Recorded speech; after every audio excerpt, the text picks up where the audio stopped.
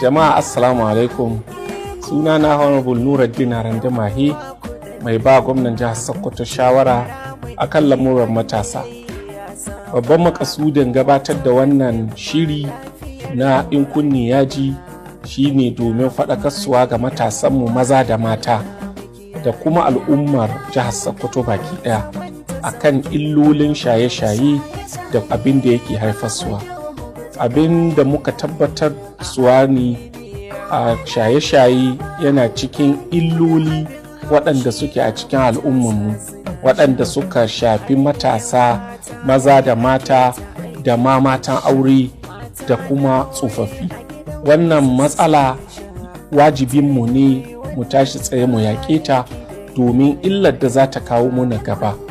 Wannan yasa muka shirya wannan shiri domin jan kunni ga matasanmu musamman da kuma sauran ɗaukacin al'ummar jihar Sokoto akan su guji wannan ɗabi'a ta shaye-shaye, waɗanda ba su shiga a ciki ba su kange kansu da shiga, waɗanda suke a ciki su yi ma kansu karatun tanatsu su fita a ciki.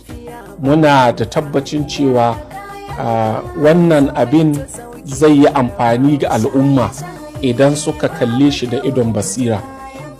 Sanin kowa ne gwamnatin jihar Sokoto tana iyakacin ƙoƙarinta ganin cewa ta inganta rayuwar matasa. Karatun boko da karatun addini ya sauƙaƙu a jihar Sokoto domin gwamnatin jihar Sokoto tana ɗaukar nauyin 'ya'yanta daga matakin firamare har zuwa jami'a kyauta ba tare da biyan kuɗaɗen makaranta ba.